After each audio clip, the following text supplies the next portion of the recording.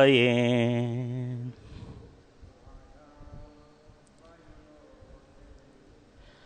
विमुक्तसंगो जितषट्सपत्नो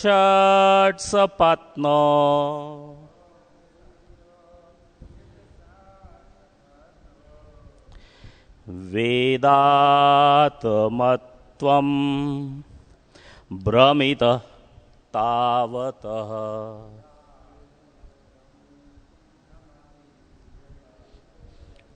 न नहीं, यावत जब तक, एताम यह, तनुभृत जिसने शरीर अंगीकार किया है,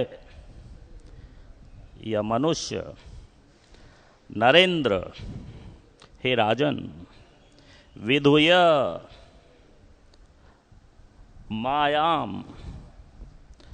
संसार से उत्पन्न कल्मश को धोते हुए, वयुना उदयेन वैदिक साहित्य तथा सत्संगति से दिव्य ज्ञान जगने के कारण विमुक्त संग, समस्त संगति से मुक्त, जित षट सत्पन्न,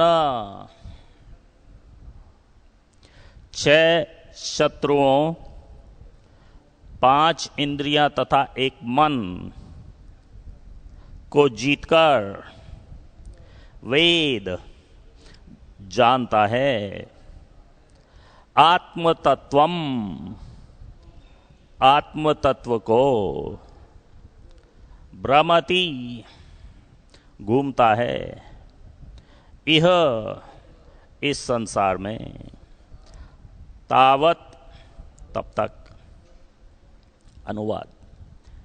हे राजा रहुगुण, जब तक बद्ध आत्मा भौतिक देह को स्वीकार करता है, जब तक बद्ध आत्मा भौतिक देह को स्वीकार करता है और भौतिक सुख के कल्मश से मुक्त नहीं हो जाता, तथा जब तक अपने 6 शत्रुओं को जीतकर आत्मज्ञान को जागृत करके आत्म साक्षात्कार के पद को प्राप्त नहीं हो जाता, तब तक उसे इस जगत में विभिन्न स्थानों तथा नाना योनियों में घूमना पड़ता है। तात्पर्य। By his divine grace A C Bhaktivedanta Swami Srila Prabhupada. शिल प्रभुपाद की।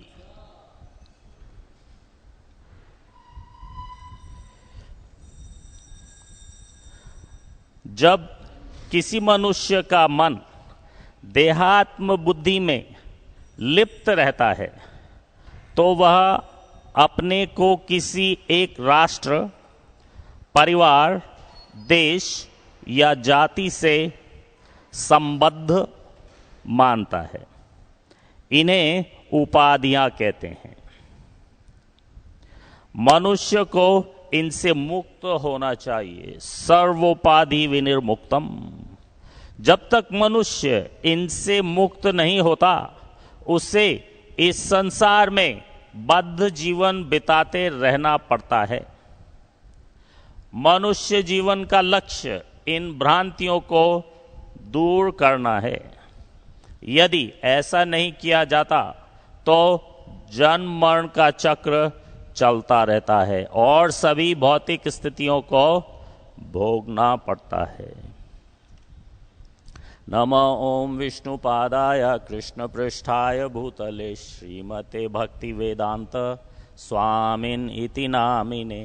नमस्ते सरस्वती देवे गौरवाणी प्रचारिणे निर्विशेष शून्यवादी पाश्चात्य देश तारिणे। ये बहुत महत्वपूर्ण श्लोक है। इसमें जड़ भरत महाराज रहुगुण को बता रहे हैं कि जब तक बद्ध आत्मा भौतिक देह को स्वीकार करता है, मीनिंग जब तक ये आत्मा किसी शरीर में है, बद्ध आत्मा भौतिक देह को स्वीकार करता है। भौतिक सुख के कलमश से मुक्त नहीं हो जाता। भौतिक सुख के कलमश से जब तक ये बद्ध आत्मा मुक्त नहीं हो जाती तथा जब तक अपने 6 शत्रुओं को जीतकर आत्मज्ञान जागृत करके आत्म साक्षात्कार के पद को प्राप्त नहीं होता, तब तक उसे इस जगत में विभिन्न स्थानों तथा योनियों में घूमना पड़ता है। बहुत सारे प्रश्नों के उत्तर हैं इसमें कि हम यहां आए क्यों और क्या चीजें हमें यहां बांध के रखे हुए हैं और किस प्रकार से हम अपनी बद्ध अवस्था से मुक्त होकर निकल सकते हैं। The श्लोक इज लोडेड। पहली बात बताई कि बद्ध आत्मा भौतिक देह को स्वीकार करता है। बद्ध आत्मा, हमें ये समझने की कोशिश करनी है कि हम, श्रील प्रभुपाद ने बताया कि हम लोग बद्ध आत्मा हैं। एक होती है बद्ध आत्मा और एक और होती है मुक्त आत्मा। कौन कौन मुक्त आत्मा है यहां जीतामृत प्रभु के अलावा? एक ही मुक्त आत्मा है, बाकी ज्यादातर सब बद्ध हैं। तो क्या अंतर है बद्ध आत्मा और मुक्त आत्मा? अंतर क्या है बद्ध आत्मा और मुक्त आत्मा? अंतर है कि जो बद्ध आत्मा है, it is always subject to falling back into the material world. It is fallible. कैसे कहते हैं हिंदी में? Fallible? हाँ, पतनशील। पतनशील meaning is always able to fall back into the material world and will always be subject to falling back into the material world. हमेशा बद्ध आत्मा, हमेशा चाहे वो वैकुंठ की प्राप्ति कर ले, गोलोक की प्राप्ति कर ले, तो क्या बद्ध आत्मा नहीं रहेगी? बद्ध आत्मा तो बद्ध ही रहेगी, क्योंकि वहां से भी वो फैलेबल है। तो एक बहुत पुराना प्रश्न है जो सब लोग हमेशा पूछा करते हैं कि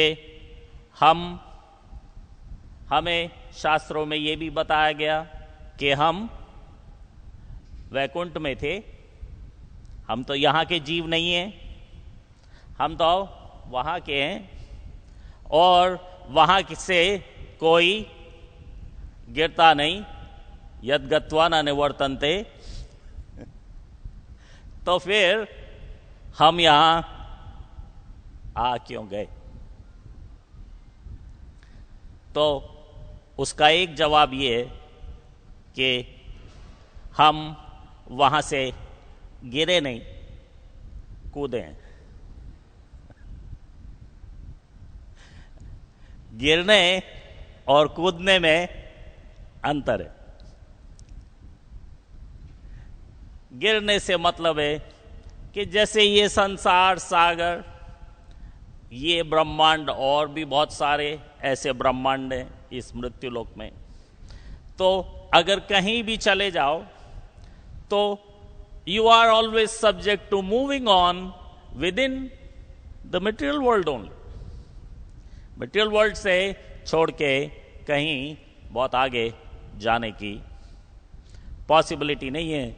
इसी मृत्युलोक में, क्योंकि जेल में है तो जेल में ही रहेगा, जेल में चाहे उधर चला जाए, चाहे उधर चला जाए, चाहे उधर चला जाए।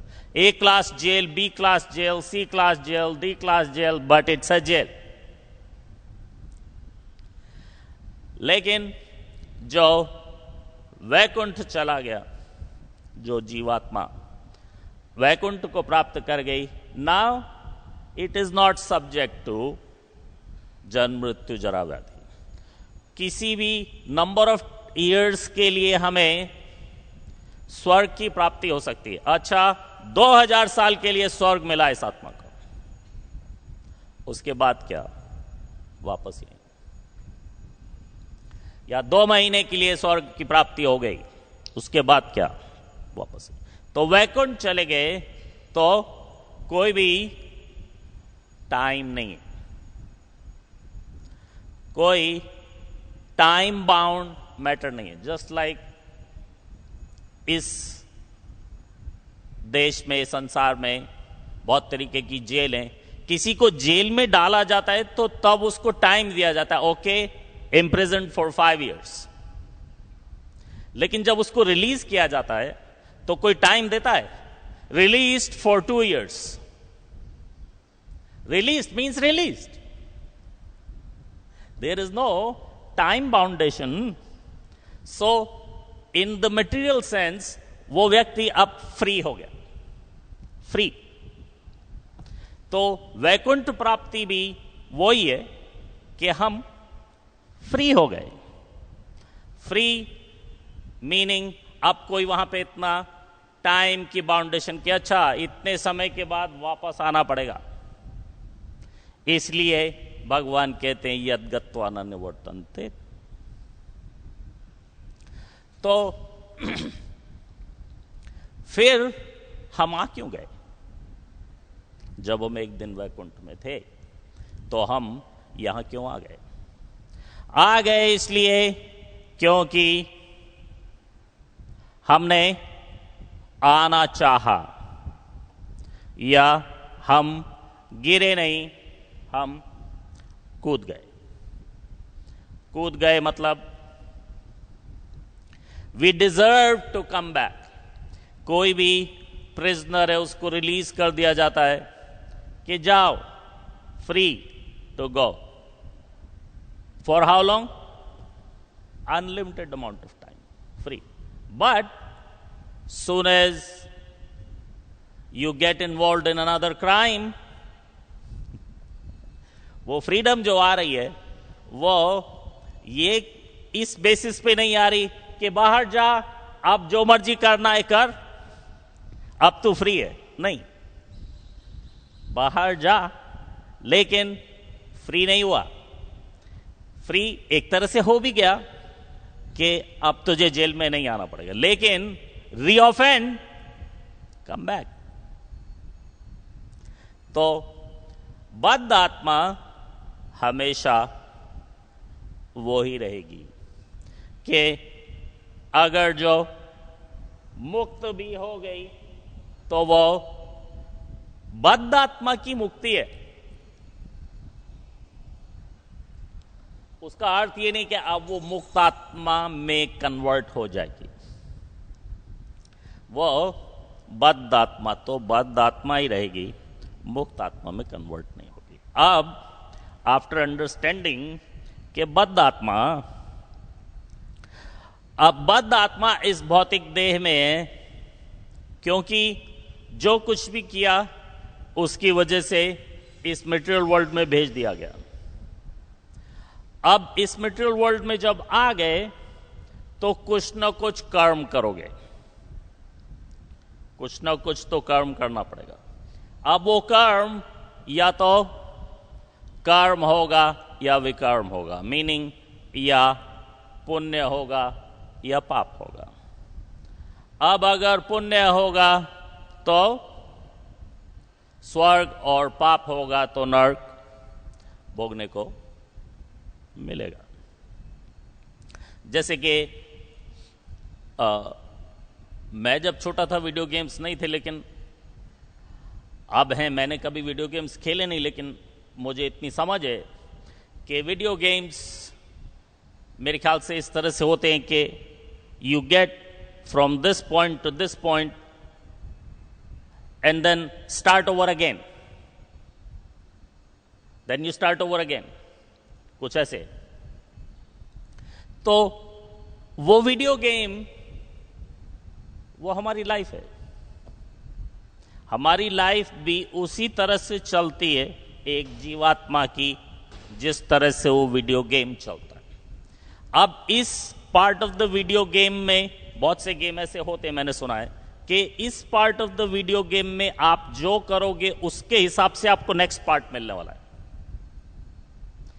How much did you accomplish in this part of the video game, that will give you second part उस लेवल का या लोअर लेवल का, या उसकी ईज और डिफिकल्टी जो है वो बढ़ती घटती रहेगी।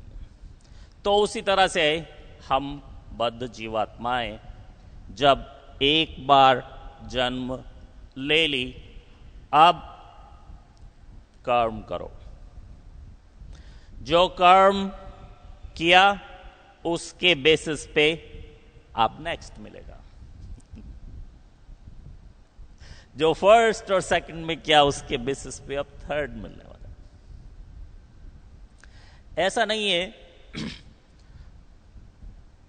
लोगों के लंबे लंबे प्रोसेस भी हैं। जैसे कुछ कर्म किए, या keep it simple to meet eating, मैंने इस जन्म में 1520 चिकन खाए, तो अब वो 1520 का 1520 में जवाब देना है, हिसाब देना पड़ेगा। और साथ में 600 मटन भी खाए, सारे जीवन में, एक दिन में नहीं कह रहा। तो अब वो उन सब का जवाब देना पड़ेगा। तो ऐसा नहीं है, अब वो जो है उसको you have to live through that, and जब आप उससे लिव थ्रू हो रहे हो, उसके दौरान आप और अगला कर्म भी एक्यूमुलेट करोगे, वो फिर बढ़ेगा। और अगर जो 1520 चिकन मैंने खाए थे, अब मैं चिकन बन गया और वो मुझे खा गए, तो क्या हुआ? हिसाब बराबर नहीं। हाँ,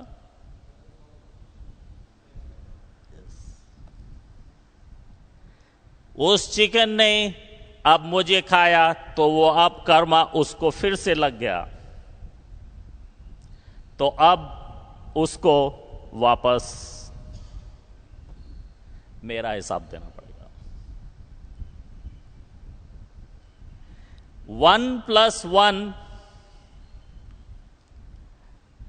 can be 2, but 1 - 1 is never a 0. That's why they say karma is always accumulated.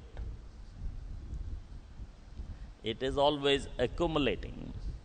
1 - 1 still remains 1.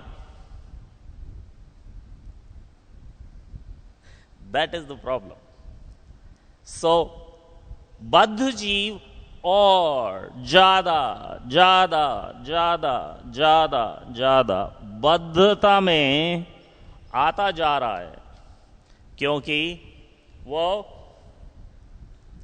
इन जीवों की हत्या करके खा रहा है। वो जीवों का उसको हिसाब देना पड़ेगा, फिर वो जीव उसका हिसाब देंगे।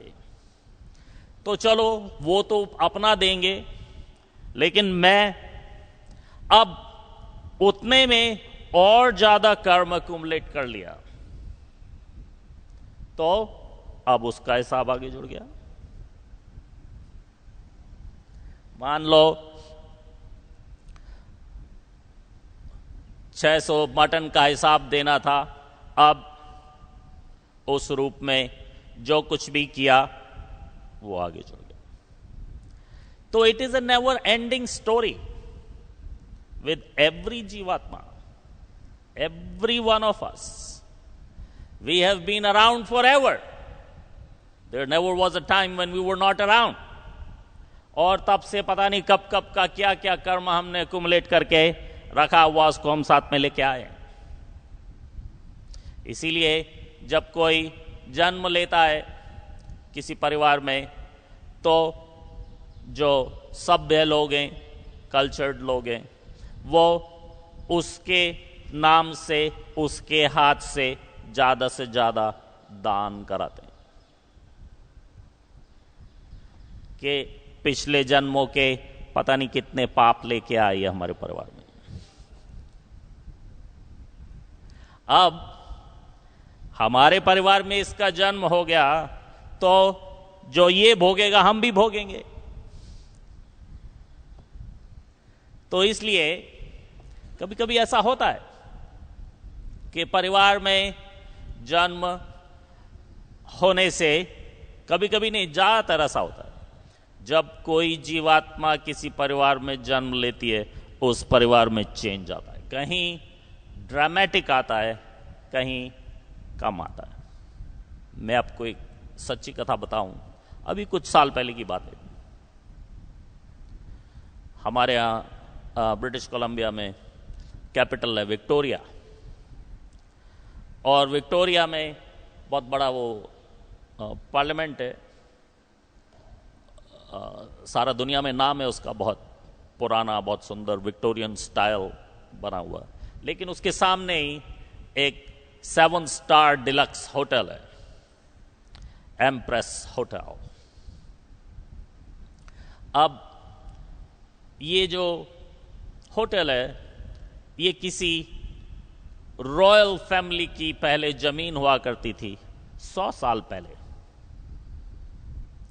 अब वो रॉयल फैमिली का क्राउन तो चला गया, बिकॉज सारे यूनाइटेड किंगडम में एक क्वीन रह गई, क्वीन एलिजाबेथ। बाकी सब जितने भी रॉयल्स थे, सबके क्राउन उतार दिए गए।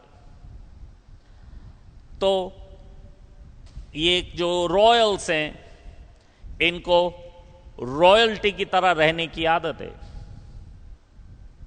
और रॉयल्टी की तरह रहना बहुत कॉस्ट आती है। काम करने की आदत है नहीं किसी को, नौकरी करने ये जाएंगे नहीं, बिजनेस धंधा इन्होंने कभी किया नहीं। तो जो कुछ है प्रॉपर्टी वगैरह, जैसे यहां पे इंडियन गवर्नमेंट ने सबकी प्रॉपर्टी छीन ली, वहां पे रॉयल्स ने इतनी ज्यादा प्रॉपर्टी लोगों की छीनी नहीं कि जो आपकी प्रॉपर्टी है रखो, लेकिन क्राउन उतार दो बस। तो प्रॉपर्टी से इनकम आती है।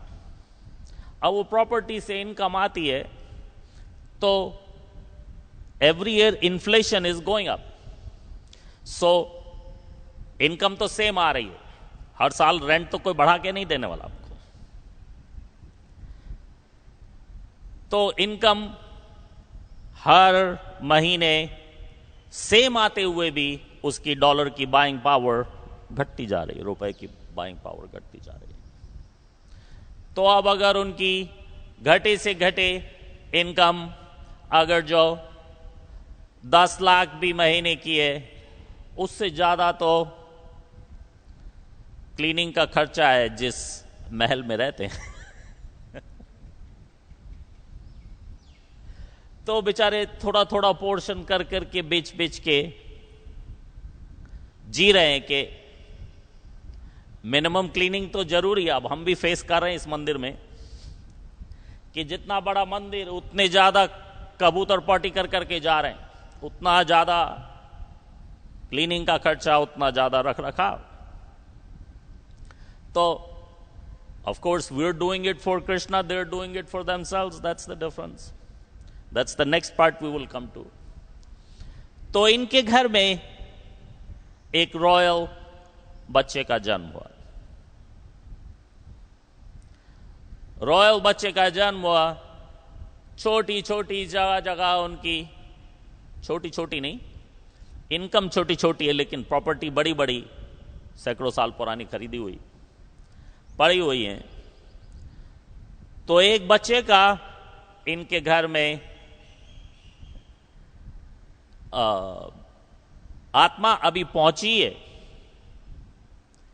एम्प्रेस होटल से लेटर आ गया कि आपके साथ जो हमारी 99 ईयर लीज थी वो मैच्योर हो गई है।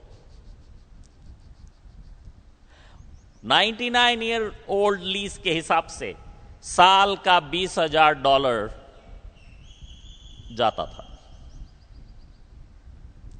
साल का $20,000, साल का $20,000 for a property that big, it's bigger than this whole temple, it's a 7-star deluxe hotel. तो वहां से नेगोशिएशन के लिए लेटर आया कि जो $20,000 साल का हम आपको देते थे उसका हम आज $2 लाख पर मंथ में रिन्यू करने के लिए प्रपोजल भेज रहे हैं, बिकॉज आस्क की वर्थ है। क्योंकि वो 99 ईयर वाला लीज वो तो कहेगा okay thank you very much, move on.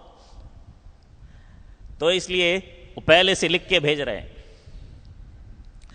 तो इनकम कितनी बढ़ गई? 10,000 गुना से भी ज्यादा इंस्टेंटली। तो नोटिस किया क्या हुआ कि एक प्रिंसेस प्रेग्नेंट है और एकदम से ये लेटर आ गया। तो उसका भाग्य वो टाइम से, they have so many properties but this was their major। अब वो यूके में ये प्रॉपर्टी विक्टोरिया में भूले भाले पड़े हैं कि 20,000 कहीं से आता है, 10,000 कहीं से आता है, 5,000 कहीं से आता है, किसी को याद ही नहीं है। 100 साल की लीज किसको याद है? कौन उसको चेक कर करके देख रहा अच्छा कब ये मैच्योर होने वाली है। लेकिन वहां होटल में तो, एम्प्रेस होटल में तो पूरा डिपार्टमेंट है। You have to give account to the government कि ये आपकी लीज पेमेंट जाती है, ये 99 ईयर की लीज थी, ये इस साल में एक्सपायर होने वाली है। तो वहां से तो लेटर आ गया। किस्मत उस एक बालक के साथ ऐसी बदली। Now he is the real Prince. सारे दलिद्र धुल गए। कम से कम उसके लाइफ टाइम में तो अब उन्होंने खोल खोल के देखना शुरू किया कि और भी शायद कोई छोटी मोटी लीजेस ऐसी होंगी जो हमें बता नहीं रहे। Canada is a very honest country. ज्यादातर लोग बहुत ऑनेस्ट हैं, सच ही बोलते हैं। जैसे यहां पे भारत में शायद कोई 10 बात आप सुनो तो उसमें शायद 2-3 सच भी होंगी। वहां आपने 100 सुनी तो शायद उसमें 2 रॉन्ग हो, 2 झूठ हो सकती है। बहुत कम चांसेस है। बोथ वेज अकाउंटेबिलिटी है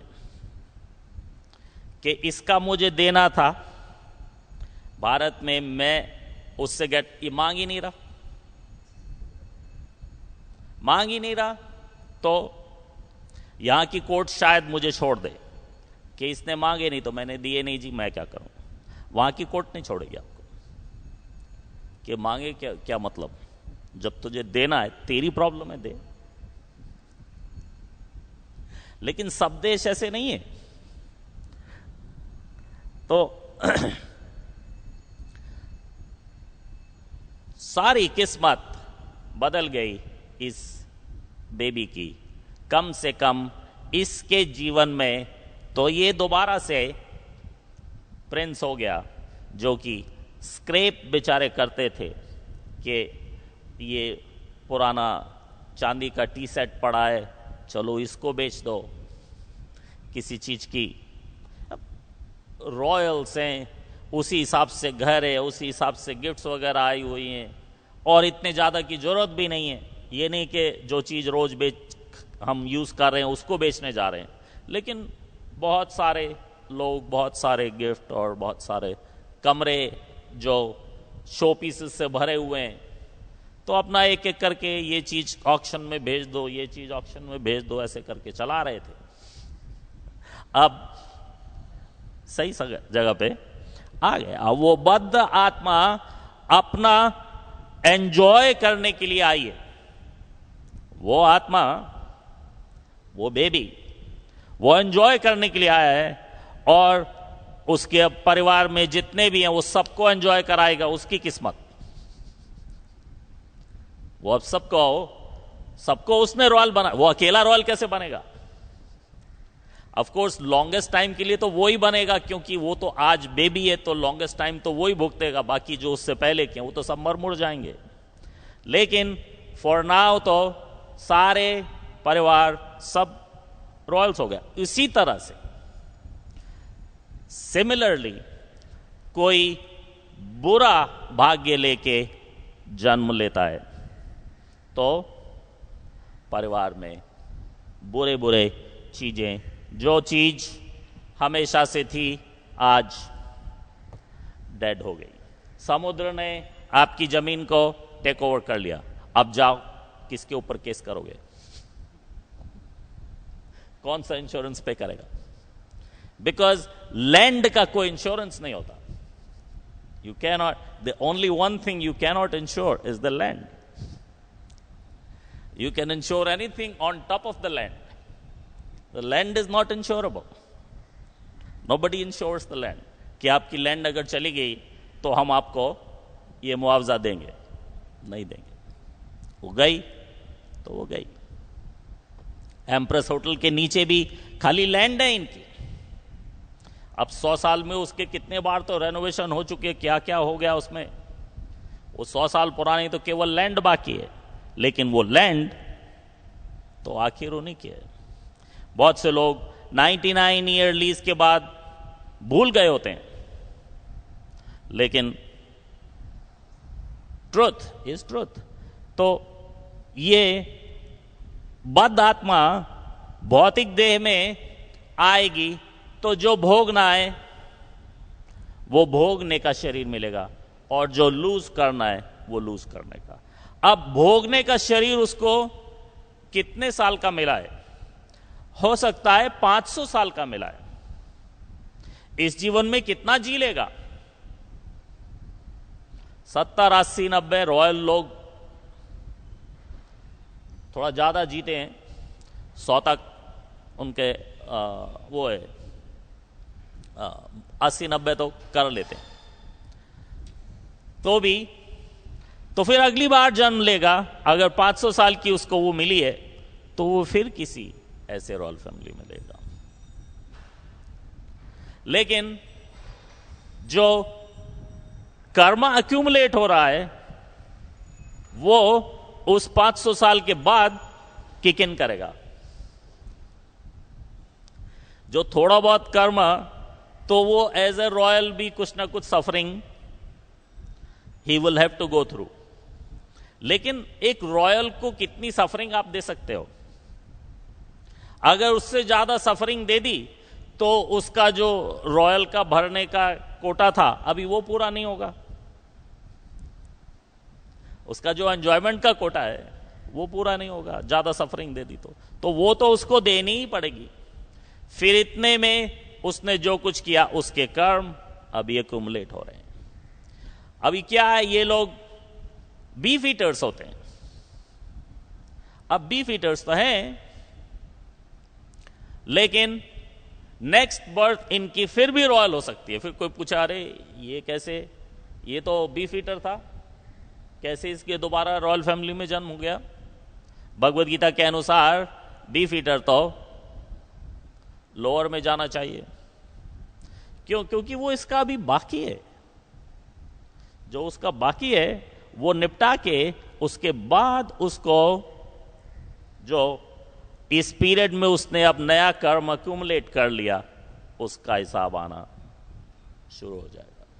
तो नेक्स्ट बर्थ अगर ह्यूमन मिल भी गई तो उस 500 साल में क्या कर्म किए उसके हिसाब से बिल्कुल सड़क पे पड़े हुए भिखारी के गर्भ में से जन्म मिल सकता है। नाउ इमेजिन, उसका मन बुद्धि अहंकार वहीं से आ रहा है जो 500 साल से रॉयल था। मन बुद्धि अहंकार वही लेके अब वो सड़क पे जन्म लेगा या किसी बहुत बुरी भारी परिस्थिति में जहां कोई उसके लिए होप नहीं है। जो व्यक्ति सड़क पे जन्म ले रहा है, बेघर के घर, वो क्या बन जाएगा लाइफ में? आप ये नहीं, कुछ भी बन सकता है जी, बहुत रेयर चांसेस हैं, क्योंकि हर चाय वाले के घर नरेंद्र मोदी का जन्म नहीं होगा।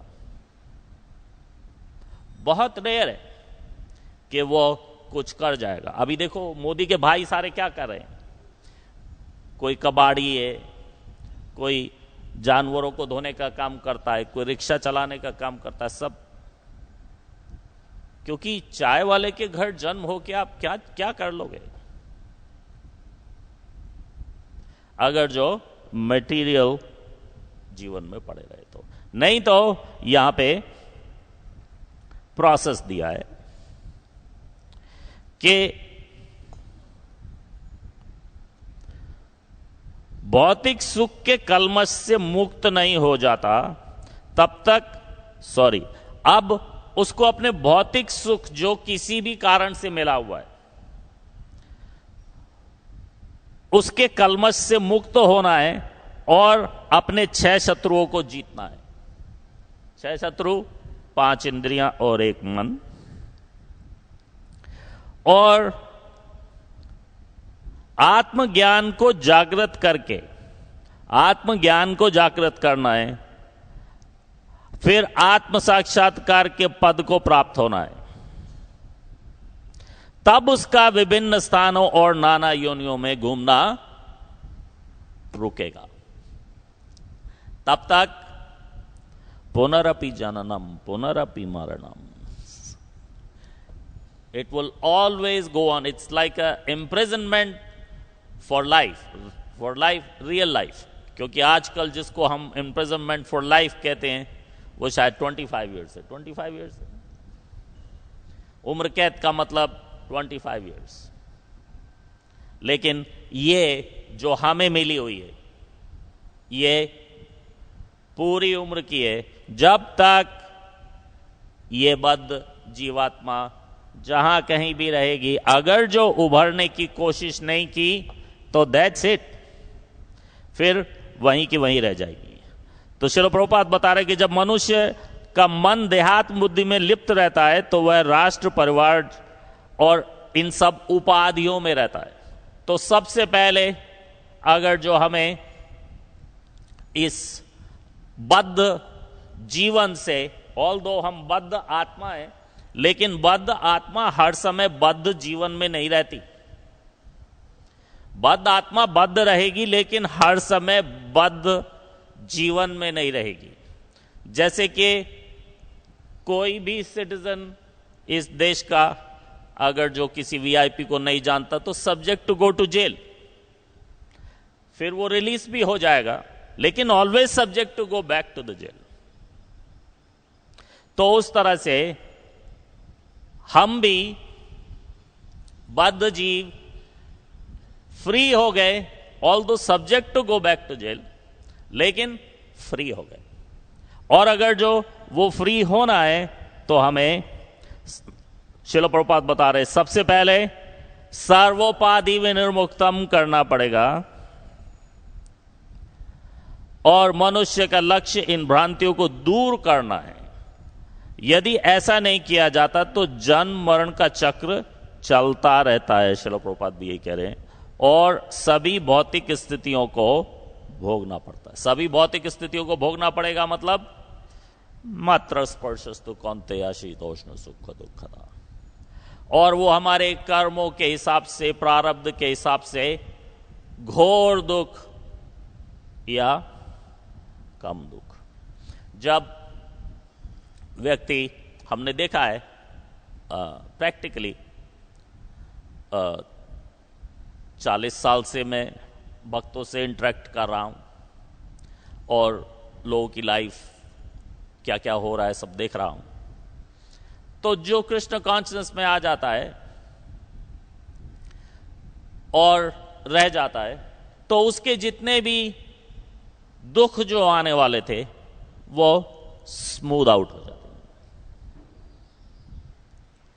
जैसे कि फॉर एग्जाम्पल एक भक्त ने बताया, 30-35 साल पहले की बात है, 25-30 साल पहले की बात है, कि प्रभु जी, मैंने उसको कहा, ऐसे ही बैठे बात हो रही थी कि you are living a glorious life, because he was going out collecting for the temple and collecting very well.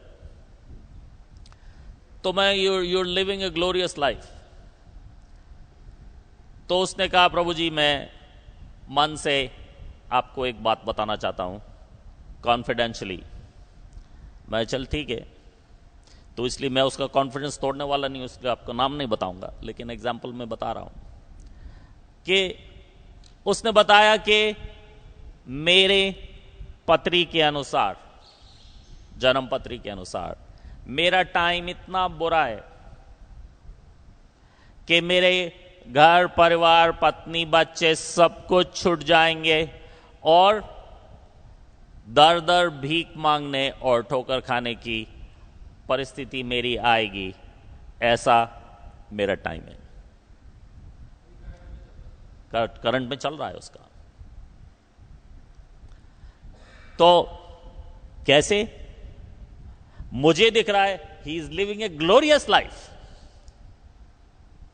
लेकिन वास्तविकता एक तरह से वो ही है, क्योंकि पत्नी बच्चे को उसने खुद फार्म पे भेजा हुआ है। अपनी इच्छा से पत्नी बच्चों को फार्म पे रखा हुआ है कि बच्चों को यहां खेलने की खूब जगह है, मुझे शहर में इनको कॉन्स्ट्रिक्ट नहीं करना। और कर क्या रहा है?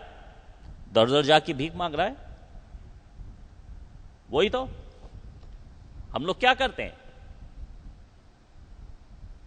हमारे पास कितनी बड़ी फाइनेंशियल समस्या है इस समय।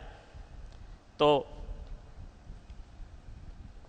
अभी क्या 2 हफ्ते हो गए, मैंने गुरु महाराज से पूछा। गुरु महाराज कह रहे थे काफी फाइनेंशियल समस्या है, ये वो है। तो मैंने कहा, गुरु महाराज क्या करेंगे अब हम? तो बड़ा सिंपली कहते हैं, we do what we always do.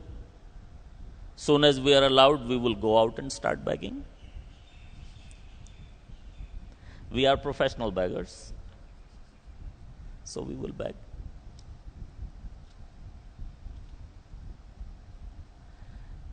Although we are beggars, चलो गुरु महाराज ने कहा beggars, चलो प्रभुपाद ने भी कहा we are professional beggars. लेकिन क्या हम कोई भिखारियों का जीवन जी रहे हैं? एक बार का रियल किस्सा है। श्रील प्रभुपाद के टाइम में अमेरिका में एक व्यक्ति जो पुलिस से भाग रहा था, वो आके भक्तों में, कीर्तन मंडली में, उन दिनों हमारे पास केवल हरिनाम होता था, ये 60s की बात है। हमारे भक्त लोग केवल हरिनाम करते थे, बुक्स भी नहीं थी डिस्ट्रीब्यूट करने के लिए, केवल हरिनाम। तो जाके भक्तों की टोली में घुस गया। बाय चांस उसका हेयर स्टाइल ऐसा था, शिखा नहीं थी लेकिन हेयर स्टाइल ऐसा था। तो भक्तों में जाके मिल गया। भक्तों ने सोचा भगवान का आशीर्वाद आया, नया भक्त मिल गया, चलो ले आए घर। उसको भी दे दिया केले पेन। उन दिनों कहते थे बेड शीट्स, जो आप लोग पहनते हो, हाँ अमेरिका। तो they didn't have proper dhoti kurta at that time. तो जो कपड़ा होता था उसको बेडशीट कहते थे। जाके दुकान में से थान का थान खरीद लाना और उसको अपना काट काट के, लेडीज भी वही, जेंट्स भी वही, एक ही थान में से सब पहन रहे। साड़ी भी बन गई, धोती भी बन गई, और कुर्ता वगैरह कुछ था नहीं तो या टी शर्ट पहन लिया, वो कपड़ा ऊपर से ओढ़ लिया तो चादर हो गई बस। तो ऐसे ही उसको भी। अब कुछ दिन के बाद वो बेचारा फिर भी पकड़ा गया, पुलिस ने आके टेंपल से उसको अरेस्ट करके ले गई। तो अरेस्ट तो करके ले गई, लेकिन वहां जाके जब उसकी पेशी हुई तो उसको पूछा गया कि what do you do, how do you live your life. कहता है जी 3:30 in the morning I have to wake up. At 3:30 in the morning you have to wake up? Okay, yes. Then what do you do? Then I get in the lineup for the bathroom. There's a long line for the bathroom where I live. I said, then? I say, in the winter there is cold shower only. Or if there is any hot water, the people in front of you have already used. जो आगे आपके line में लगे हुए हैं, वो hot water सब निपटा गए। अब आप पीछे से जो आ रहे हो, आप तो नए हो, जूनियर हो ना, तो पीछे से नंबर आएगा तो ठंडा मिलेगा। कि उसके बाद क्या करते हो आप? कि उसके बाद क्या करते हैं, वो एक जगह से थोड़ी सी लाइट आती है, आगे खड़े होके हम कुछ गाते हैं जो हमें समझ में नहीं आता। तो कितनी देर तक? क्या आधे घंटे। कि उसके बाद क्या करते हैं? उसके बाद क्या, एक प्लांट आ जाता है बीच में, फिर वो प्लांट के चक्कर लगाते हैं हम, जब तक पूरी तरह से थक नहीं जाए प्लांट के चक्कर लगाते। कि फिर क्या करते हो? कि फिर क्या करना, ये है ना, फिर ये करते हैं 2 घंटे। तो सारी बात सुन के जज ने कहा तू जा।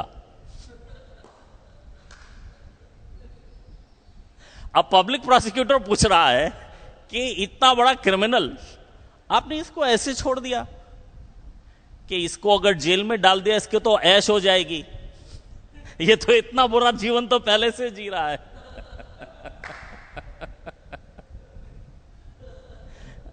सी द प्रोस्पेक्टिव, जो जीवन हम जी रहे हैं हम उसको आनंद कहते हैं, ब्लिस कहते हैं, लेकिन एक मटेरियलिस्ट उसी जीवन को आनंद नहीं कहता, वो कहता तुम तो कर्स हो, तुम लोग तो श्राप का जीवन जी रहे हो। किसको लगता है हम श्राप का जीवन जी रहे? हम तो ब्लिस का जीवन जी रहे, आनंद का जीवन जी रहे हैं। और मटेरियलिस्ट ये समझ रहा है कि हम,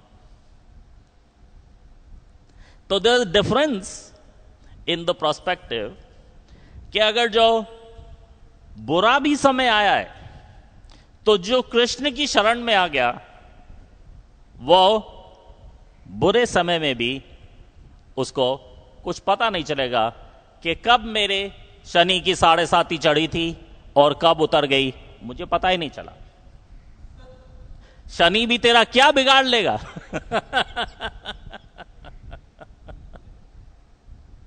जब है ही कुछ नहीं तो and we are happy with that.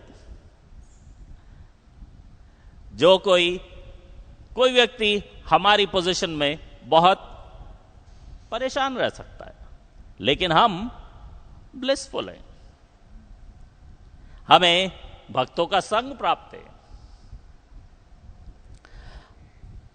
हम अपना जप करके हैप्पी हैं, प्लांट के चारों तरफ चक्कर लगा के इट गिव्स अस प्लेजर, हमें तो उससे अच्छा लगता है। कोई दूसरा, ओ माय गॉड तुम लोग तो क्या प्लांट को वर्शिप करते हो? प्लांट को भी वर्शिप करता है कोई? नहीं, हम तो करते हैं। So that is what Srila Prabhupada is trying to say कि सर्वोपाधि विनिर्मुक्तम, हम जब तक उसमें से मुक्त नहीं होंगे, और जड़ भरत कह रहे हैं कि पहले भौतिक सुख के कलमश से मुक्त होना है। मीनिंग हमें भौतिक सुख अपने आप एंजॉय करने का नहीं चाहिए। हम ऐसे आश्रम में ठीक है, देखा जाए तो यहां कोई भौतिक सुख नहीं है, और देखा जाए तो if you are a devotee सारे सुख हैं, कौन से सुख की कमी है? लेकिन भौतिक दृष्टि से कोई सुख नहीं है हमारे जीवन में, तो इससे हमें मुक्त हो जाना, जो हम कोशिश कर रहे हैं। 6 शत्रुओं को जीतने की कोशिश करनी है, वो हम करने की कोशिश कर रहे हैं। आत्मज्ञान को जागृत करना है, वो हम यहां करने की कोशिश कर रहे हैं। आत्म साक्षात्कार के पद को प्राप्त करने की कोशिश करनी है, वो हम यहां कर रहे हैं। तो उस तरीके से इस जगत के विभिन्न स्थानों में, नाना योनियों में हमें घूमने से छुट्टी मिल सकती है, because we are in the shelter of his divine grace, A.C. Bhaktivedanta Swami Srila Prabhupada, and following the sadhana bhakti process very beautifully. Yes.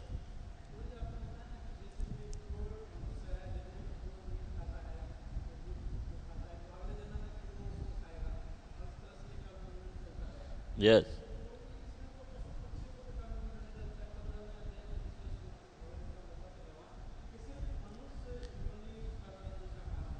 हाँ, तो मैंने जो आपको बताया कि मैंने इस जीवन में 1500 चिकन खाए, तो वो 1500 चिकन मुझे नहीं खाएंगे, वो ह्यूमन बनेंगे, मुझे उनके लिए चिकन बनना पड़ेगा। तो वो कर्म, अब मैंने उन्हें खा लिया, अब वो ह्यूमन बन गए, उन्होंने मुझे खा लिया, तो बराबर हो जाना चाहिए, लेकिन नहीं होता। वो ह्यूमन बन के आया, उसको फिर से मुझे ही खाने का दोबारा से कर्म जुड़ जाएगा, मुझे नहीं उसे, क्योंकि वो तो ह्यूमन बन के आया ना। अब पक्षी ह्यूमन बन के आया,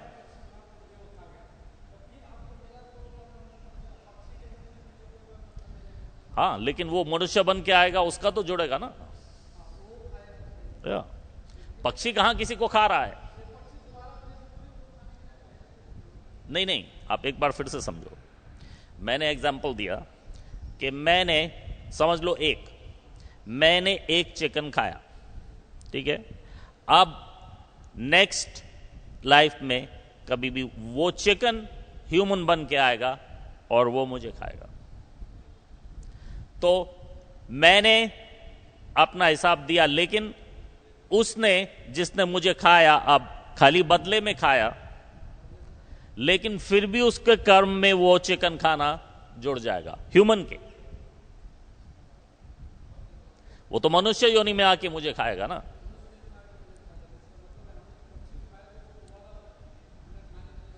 हाँ, श्रील प्रभुपाद से किसी ने पूछा था कि श्रील प्रभुपाद, इस संसार में ह्यूमन पॉपुलेशन इतनी ज्यादा बढ़ती जा रही है, इसका क्या कारण हो सकता है? श्रील प्रभुपाद ने कहा, मीट ईटिंग। आप लोग जितने जानवरों को खा रहे हो, वो सब ह्यूमन बन के आ रहे हैं आपको खाने के लिए। क्योंकि जिस जानवर को ह्यूमन ने खा लिया अपनी इंद्रिय तृप्ति के लिए, अपने टंग के टेस्ट के लिए, अब उस जानवर को तो ह्यूमन में प्रमोट कर दिया उसने, अब वो जानवर तो ह्यूमन बन के आएगा। तो इसलिए बहुत ज्यादा लोग ह्यूमन बन के आ रहे हैं। अब वो बात और एक, कोरोना अब उसका इलाज करेगा या देयर इज अ करेक्शन, लेकिन fact of the matter is the human population is increasing quite a bit.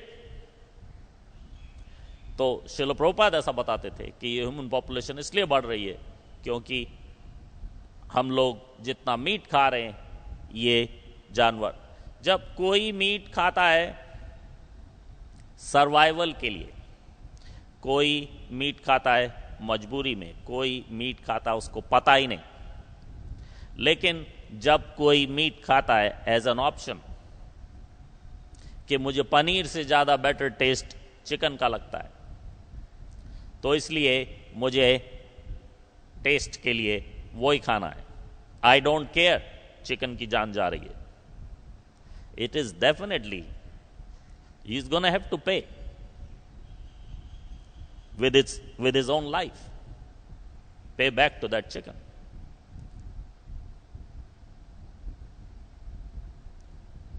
समझ में आया?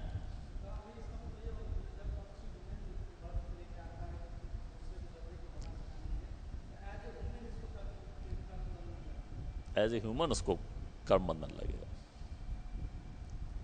पक्षी को कहां है, वो तो किसी को भी खा रहा है, कुछ भी कर रहा है, क्योंकि उसको तो सर्वाइवल है, उसको कोई ऑप्शन है, जो मिलता है खाता है।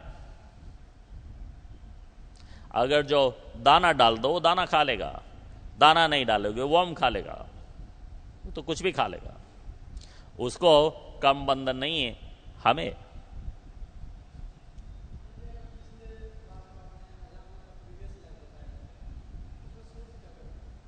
उसका सोर्स